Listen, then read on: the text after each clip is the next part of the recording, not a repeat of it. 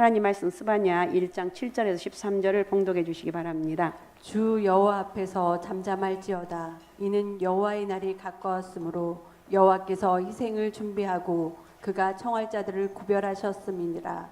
여호와의 희생의 날에 내가 방백들과 왕자들과 이방인의 옷을 입은 자들을 벌할 것이며 그날에 문턱을 뛰어넘어서 포악과 거짓을 자기 주인의 집에 채운 자들을 내가 벌하리라. 나 여호와가 말하노라. 그날에 어문에서는 부르짖는 소리가, 제2구역에서는 울음소리가, 작은 산들에서는 무너지는 소리가 일어나리라. 막데스 주민들아, 너희는 슬피 울라. 가나안 백성이 다 패망하고 은을 거래하는 자들이 끊어졌음이니라. 그때 내가 예루살렘에서 찌꺼기같이 가라앉아서 마음속에 스스로 이르기를, 여호와께서는 북도 내리지 아니하시며 화도 내리지 아니하시리라 하는 자를 등불로 두루 찾아 벌하리니 그들의 재물이 노략이 되며 그들의 집이 황폐할 것이라. 그들이 집을 건축하나 거기에 살지 못하며 포도원을 가꾸나 그 포도주를 마시지 못하리라. 아멘. 아멘. 자, 오늘은 여호와의 날이 오기 전에입니다. 여호와의 날이 오기 전. 우리 같이 한번 제목 얘기해 보면서 여러분 또 가슴속에 쏙 들어가면 좋겠습니다. 자, 제목이 뭐라고요? 예, 여호와의 날이 오기 전에. 여호와의 날이 오기 전에라 하면 무엇이 생각납니까? 여호와의 날이 오기 전에 지나야 뭐가 생각나냐? 여호와의 날은 어떤 날일 것 같아? 재림의 날, 마지막 날이 오기 전에 이거예요. 마지막 날이 오기 전에라는 뜻입니다. 자, 여호와의 날이 오기 전에, 무엇이 오기 전에? 재림의 날이 오기 전에 이것입니다. 스바냐의 의미는 여호와께서 숨겨놓으신 자라고 말씀을 드렸습니다. 스바냐가 활동한 시대 때 왕은 유다 왕은 요시아였습니다. 요시아 왕은 유다 역사의 최후의 종교 개혁자였던 사람입니다. 요시아 왕은 8살의 왕이 되어서 31년 통치하다가 39살에 죽었습니다. 어려서부터 그는 하나님의 앞에 정직한 왕이었습니다. 그는 20살에 시작해서 6년 동안 우상을 타파했으니까 6년 동안 이스라엘에 있던 우상을 타파했다니까요. 쉬운 게 아니에요. 여러분 우상을 다 버리고 타파하고 여러분 하나님 앞에 믿음으로 살아가면서 하나님 주신 축복의 통로가 되시기 바랍니다. 그리고 26살에 성전도 수리를 합니다. 요시아 왕이 성전을 수리하다가 모세 율법책을 발견합니다.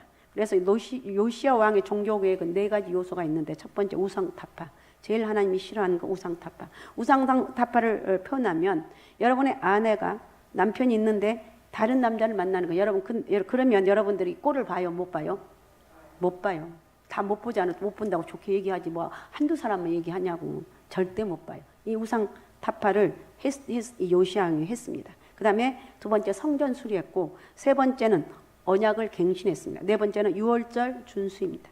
이 4가지가 요시아 왕 31년 통치의 특징입니다. 그런데 스바냐 1장의 내용을 보면 유다 백성들은 스바냐가 예언할 당시에 3가지 종류의 우상 숭배에 빠졌다고 언급을 하는데 첫 번째 그들은 바알을 숭배했습니다. 바알은 농사신이에요. 그러니까 굉장히 바알과 아세라 그 목상을 숭배하면서 제사를 드리면서 농업에 자기들의 짓는 농사의 번영을 추구했던 종교인데 이거에 뻥 빠졌어요. 그 다음에 스바냐 1장 5절 전반부에 하늘의 1월 성신을 섬겼다고 나왔는데 해, 달, 별 등 천체를 숭배했습니다.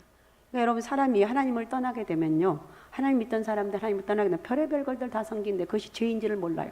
그리고 망한 그 다음에야 아이고 이게 하나님을 떠난 결과구나. 이거는 처음에는 몰라요. 근데 우리는 아무리 싫어도 아무리 힘들어도 믿음 안에서 믿음 생활 잘합시다. 할렐루야. 제발 믿음 생활 잘합시다. 제발 뭐라해도 믿음 생활 잘하자는 거예요.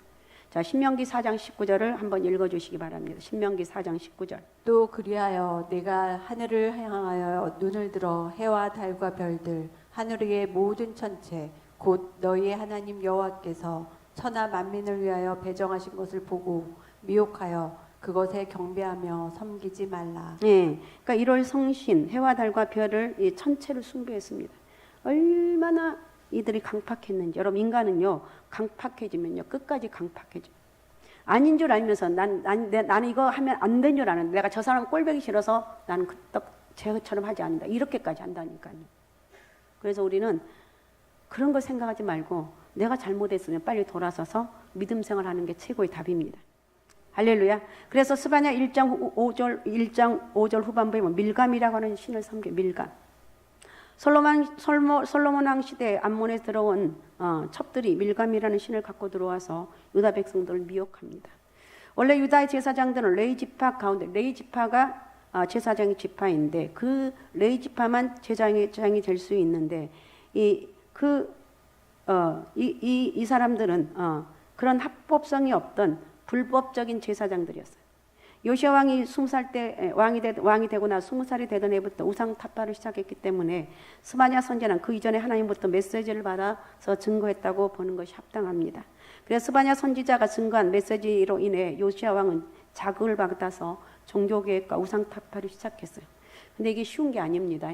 여러분 가정 안에서도 나 혼자 예수 믿고 믿음 안에 이렇게 하기 위해서는 정말 힘들거든요. 그래요, 안 그래요? 정말 쉬운 게 아니에요.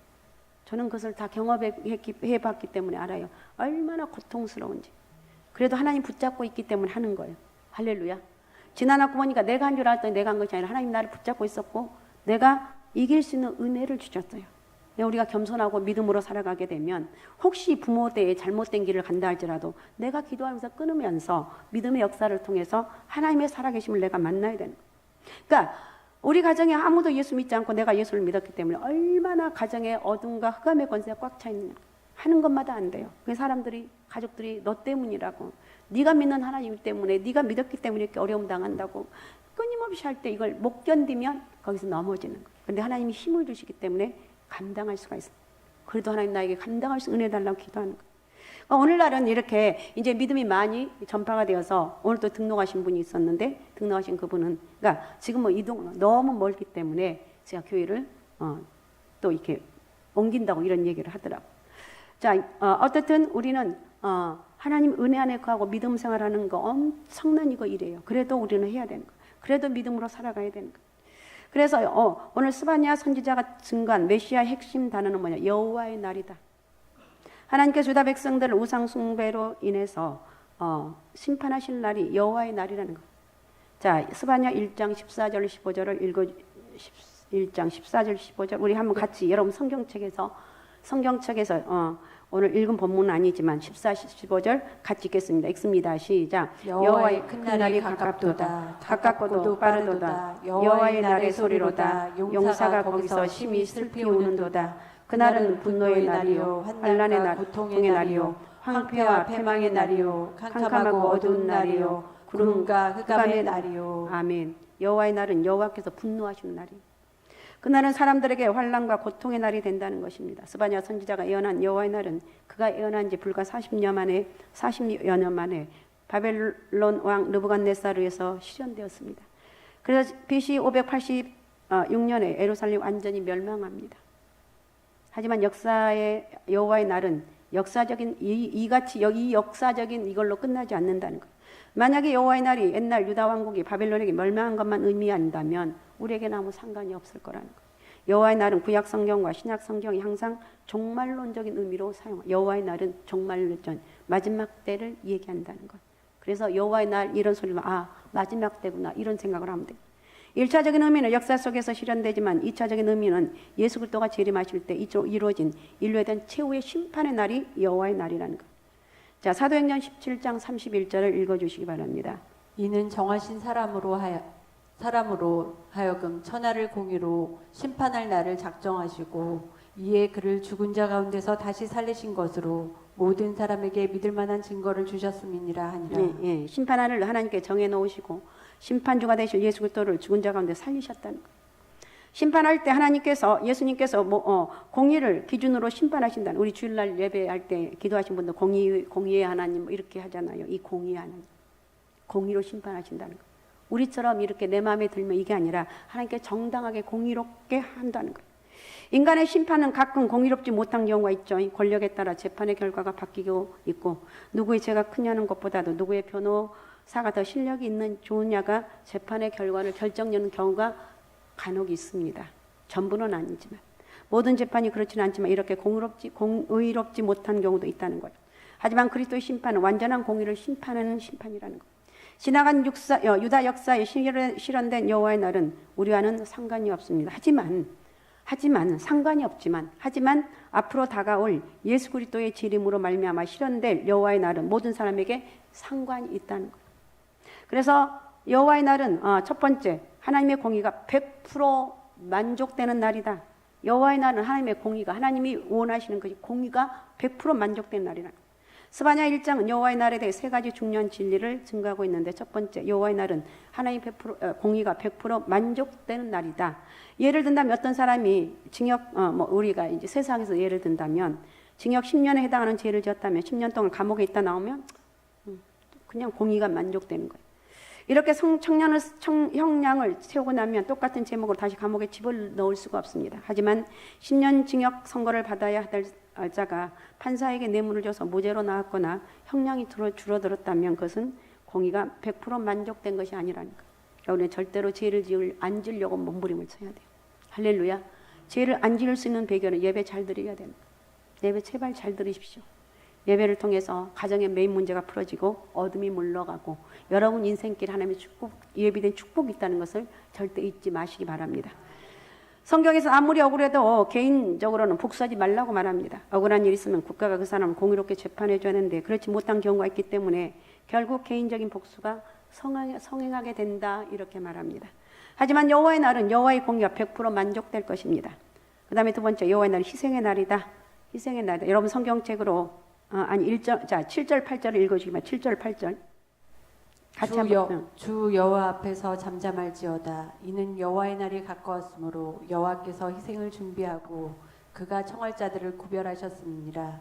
여호와의 희생의 날에 내가 방백들과 왕자들과 이방인의 옷을 입은 자들을 벌할 것이며.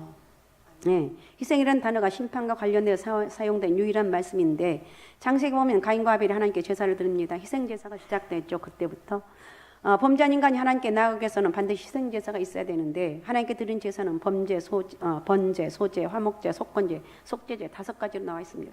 그런데 이 같은 희생 제사에는 2가지 특징이 있는데 첫 번째 하나님께 드리는 것이 한 특징이고 두 번째는 하나님께서 만족하셔야 연락이 된다는 거예요. 가인과 아벨이 제사를 드릴 때 예를 든다면 하나님께서는 가인의 제사는 연락하지 않으시고 아벨의 제사만 연락하셨습니다. 결국 제사는 하나님께 드리는 것이고 하나님 만족하셔야 그 제사가 이루는 목적이 되는 거예요. 구약의 모든 희생 제사는 예수 그리스도의 십자가 희생을 가리키는 예표입니다. 희생 제사는 모형이고 예수 그리스도에서 십자가에 희생당하고 죽으시는 것이 실체라는 거예요. 예수님께서 하나님께서 영원 전에 택하신 자들의 죄를 한 몸에 지시고 십자가에서 제사를 드렸습니다. 예수님께서 십자가에서 희생제사를 피 흘리신 이유는 하나님께서 택하신 자들을 위해서 피를 흘렸어요. 그러니까 우리는 예수 그리스도의 보혈의 능력으로 십자가의 보혈의 능력으로 구원받았고 영적인 자유함이 있습니다. 할렐루야. 영적인 자유함이 있습니다. 끝까지 기도하면서 하나님 은혜를 받아 누리는 저와 여러분이 되십시다. 그리고 하나님께서는 그 제사를 받으시고 만족하셨어요. 예수님의 십자가 희생으로 하나님의 공의가 만족되었어요. 그러니까 성부 하나님께서 영원전에 택하시고 성자 예수님께 택한 자들 위해서 공의를 만족시키고 성령님께서는 택자를 부르시고 그리스도 예수를 구주로 믿게 하시며 겁나게 하셔서 제사함과 구원의 은혜를 주셨어요. 김인희가 두 주 전인가 세 주 전인가 친구를 데리고 왔어요. 전도했다고 데리고 왔어요. 그래서 기도해달라. 저는 이렇게 잘 잊어먹어요. 오늘 와가지고 걔 목사님 기도해 줬잖아요. 잘 생각이 안 나더라고요. 2주, 3주 전인데 생각이 안 나요. 내가 그랬는데 근데 걔가 그 다음 주 교회 나간 거니까 걔가 원래 교회 다녔니? 어릴 적에 다니고 안 다녔는데 오늘 이번에 와서 하나님을 만난 것 같아. 그 교회 가서 2주나 교회 다녔는데 다음 주 내일부터인가 다음 주 월요일부터인가 수련회가 있대요 교회에서. 근데 걔 말이 너무 기다려진다고. 하나님 만났기 때문에 그런 은혜가 있죠. 그죠? 하나님 만났기 때문에. 그러니까 우리 젊은 사람들에게 돌아오는 게 하나님 은혜. 오늘 등록하신 분도 젊은 부부인데 애가 뱃속에 있는 놈까지 3명이에요. 얼마나 감사한지. 그러면 하는 말이 자기들이 정식적으로 등록한 교회는 우리 교회가 처음이래네요. 그것도 감사하고 우리 민창원 장로님이 전도해서 이렇게 와서 같이 예배드리고 많이 은혜를 받았다고 그러더라고요. 하여튼 하나님 은혜죠. 그죠? 예배 끝나고 나서 이렇게 등록해서 이게 하나님 은혜라는 거예요.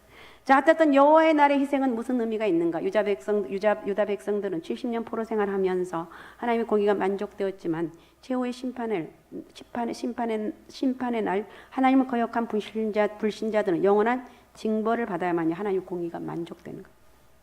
자, 그런데 요한계시록 1장 7절을 보면, 자, 읽어주시기 바랍니다. 볼지어다 그가 구름을 타고 오시리라. 각 사람의 눈이 그를 보겠고 그를 찌른 자들도 볼 것이요 땅에 있는 모든 족속이 그로 말미암아 애곡하리니 그러하리라. 아멘. 예수님이 재림하는 날에 대해서 표현하고, 볼지어다 그가 구름을 타고 오시리라. 각 사람의 눈이 그를 보겠고 그를 찌른 자들을 볼 것이고 땅에 있는 모든 족속이 그로 말미암아 애곡하리라. 통곡한다는 거. 자, 마가복음 9장 48절 49절. 거기에서는 구더기도 죽지 않고 불도 꺼지지 아니하니라. 49절까지. 사람마다 불로써 소금치듯 함을 받으리라. 아멘. 지옥의 모습입니다. 지옥은 구더기도 죽자. 징그럽잖아요. 구더기가 지나야 좋냐 안 좋냐? 징그럽냐? 왜 대답을 안 해? 징그럽죠. 근데 그 구더기가 죽지 않는 거. 불도 꺼지지 않는 그 지옥이 그래. 사람마다 불러서 소금치. 여러분, 불러 소금치 나는 이 말은 소금치는 어떻게 해요? 배추가 흐물흐물해지잖아요. 하여튼 따끈. 그러니까 불로써 이렇게 소금치 나니까 사람이 살 수가 없는 거예요. 그런데 지옥에서는 죽지도 않아요. 고통스러운데 죽지 않는다는 거예요. 그 형벌이 10년, 20년이 아니라 영원히 계속된다는 거예요. 그러니까 우리는 지옥 가면 안 되고 믿음 안에서 하나님 은혜 안에 거해야 된다는 것입니다. 할렐루야. 그 다음에 두 번째, 하나님을 거역한 죄인들 여호와의 날에 임할 심판을 피할 수 없다는 거예요. 하나님께서 유다 백성들에게 한두 번 말씀하신 것이 아닙니다. 이사야, 에레미야, 미가, 요엘 등 수많은 선지자들을 보내서 하나님의 날이 온다고 제발 믿음 안에서 회개하고 돌아오라 하는데 말을 안 들어요, 사람들. 유다 백성들은 그 선지자들을 잡아 죽이고 그들의 경고를 거부합니다. 선지자를 죽인다고 여호와의 날이 오지 않는 것이 아닙니다. BC 586년에 바벨론 왕 느부갓네살은 여호와의 말씀을 따라 예루살렘을 진멸합니다. 이렇게 최후의 심판이라도 피할 수가 없습니다. 자, 스바냐 1장 12절을 한번 읽어주시기 바랍니다. 12절. 그때 내가 예루살렘에서 찌꺼기같이 가라앉아서 마음속에 스스로 이르기를 여호와께서는 복도 내리지 아니하시며 화도 내리지 아니하시느니라 하는 자를 등불로 두루 찾아 벌하리니. 예, 하나님이 아무리 죄를 져도 끄떡하지 않으시니까 야 하나님 웃기지 마라. 응? 복도 내리지 아니하고 화도 내리지 아니한다. 그런데 이런 자들을 등불로 두루 찾아서 어두면 등불로 찾아서 벌한다고 말하고 있어. 제발 죄 짓지 말고. 할렐루야. 죄를 주면 좀 두려워할 줄 알아야 돼.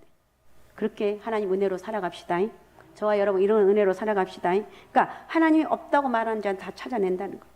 여호와의 날에는 아무도 숨을 자가 없다. 자, 18절. 자, 우리 같이 한번 찾아서 18절 같이 읽겠습니다. 읽습니다. 시작. 그들의 은과 금이 여호와의 분노의 날에 능히 그들을 건지지 못할 것이며 이 온 땅이 여호와의 질투의 불에 삼켜지리니 이는 여호와가 이 땅 모든 주민을 멸절하되 놀랍게 멸절할 것임이라. 아멘. 그러니까 여러분 은과 금 돈 좋아하잖아요.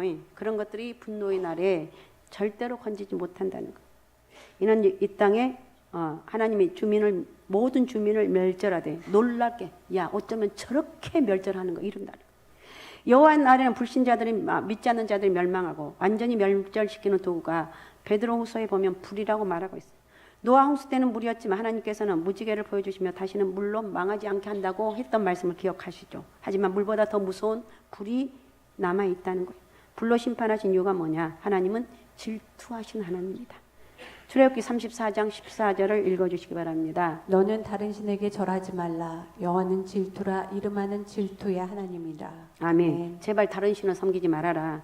아유, 내가 예수 안 믿어도 나 믿을 게 많아. 쓸데없는 소리 하지 말고 망할 소리 하지 말라는 거.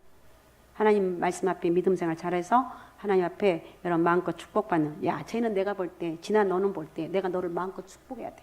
내가 너를 보면 축복 안 할 수가 없어. 이런 사람이 되라는 거예요. 진화를 꼭 두고 하는 말이 아니라 여러분도 그런 사람이 되라는 거예요. 여러분 아까도 말했지만 하나님의 질투는 자신의 배우자가 바람을 피울 때 질투한 것과 같은 분노예요. 이것은 은과 금으로 해결되지 않아요. 도망간다고 해결되지 않아요. 반드시 피해자가 요구하는 공의가 만족돼야지 해결된다는 거예요. 그다음에 세 번째 죄인들은 여호와의 날이 오기 전에 할 일이 있습니다. 여호와의 날에 대해서 스바냐서는 무엇을 말하는가? 죄인들은 여호와의 날이 오기 전에 할 일이 있다고 말하는데, 자, 스바냐 2장 1절에서 3절을 자 읽어주시기 바랍니다. 수치를 모르는 백성아 모일지어다 모일지어다 명령이 시행되어 날이 겨같이 지나가기 전 여호와의 진노가 너에게 내리기 전 여호와의 분노의 날이 너에게 이르기 전에 그리할지어다. 여호와의 규례를 지키는 세상의 겸손한 자들아 너희는 여호와를 찾으며 공의와 겸손을 구하라. 너희가 혹시 여호와의 분노의 날에 숨김을 얻으리라. 아멘. 그러니까 스바냐 2장 1절 3절은 중요한 핵심 메시지인데 2절에서 가장 많이 나오는 단어는 뭐 전이에요. 전. 시행이 되기 전 1절에 3절만 시행되기 전, 지나가기 전, 임하기 전, 이르기 전, 이때 여호와를 찾으라는 거예요. 여호와의 날이 오기 전에 세 가지를 하라는 것인데, 첫째는 여호와를 찾으라고 했어요. 하나님 앞에 나와서 죄를 고백하고 하나님께 세우신 구주 예수 그리스도를 믿으라는 거예요. 예수를 믿으라는 거예요. 하나님, 제가 이런 죄를 지었습니다. 그러니까 하나님 앞에 내가 회개하는 것이 최고의 능력인 것 같습니다. 능력입니다. 그래서 여호와를 찾는 것은 예수 그리스도를 믿는 것이다. 그다음에 두 번째, 공의를 찾으라. 히브리어로는 째다카라는 뜻인데 하나님을 절대로 신뢰하고 사는 삶. 나는 하나님 절대로 의지하고 신뢰합니다. 이거요. 하나님께 나를 천국에서 받아주실 것을 절대적으로 신뢰하는 거예요. 세 번째, 겸손을 찾으라는 거예요. 교만은 하나님이 없어도 자신임으로 살 수 있다고 생각하는 것이 교만입니다. 하나님 없이는 나는 1초도 살 수 없습니다.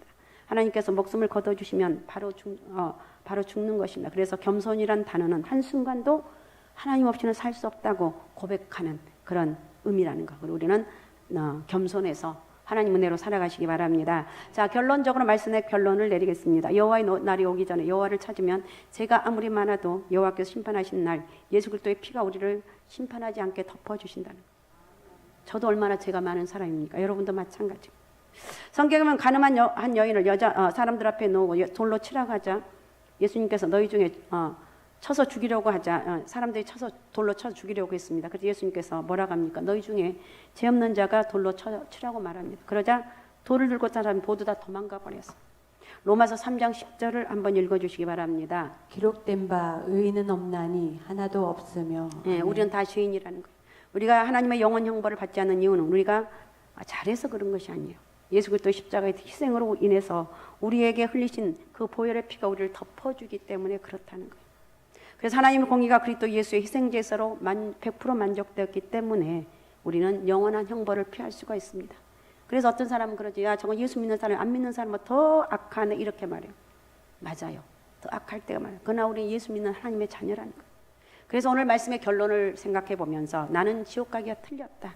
나는 지옥에 갈 수가 없다.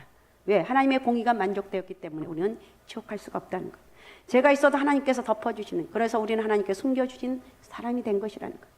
스바냐 선지자의 이름이 바로 하나님께서 숨겨놓은 자란 뜻이라고 그랬죠. 그러므로 우리는 영적으로 작은 스바냐가 되는 거예요. 얼마나 감사한가. 하나님께서 죄를 다 덮어주시고 우리를 피난처에 숨겨주시고 영원한 형벌이 아니라 영원한 축복을 예비하고 있습니다. 그래서 우리 이같이 놀라운 복을 받았으므로 여러분, 우리 가족 중에 안 믿는 가족이 있다면 죽기 살기로 전도해서 복을 전하고, 근데 제일 힘든 게, 제일 스트레스 받는 게 가족을 전도하는 거죠. 그래도 해야 돼요. 안 되면 기도를 끝까지 하는 거예요. 하다 보면 나 교회 갈래, 그럴 때가 있다는 거예요. 할렐루야. 반드시 여러분 예수 믿는 여러분의 가정들 다 되시기 바랍니다. 계속해서 전도하고 기도해야 되고, 전도하는 사람이 되시고 하나님께 숨김받는 사람이 되시고 평생 하나님 은혜로 살아가는 그런 영적 은혜가 있으시기 바랍니다. 오직 예수, 오직 믿음, 오직 성령 충만한 바른 예배자로 힘있게 살아가십시다. 그런 은혜가 있으시기 바랍니다. 또 내일부터 열심히 새벽 예배 드리면서 하나님 앞에 구하며 간구하는 그런 역사가 있으시기 바랍니다. 자, 기도하겠습니다. 머리에 손을 얹으시기 바랍니다. 하나님 고맙습니다. 감사합니다. 죄를 축복합니다.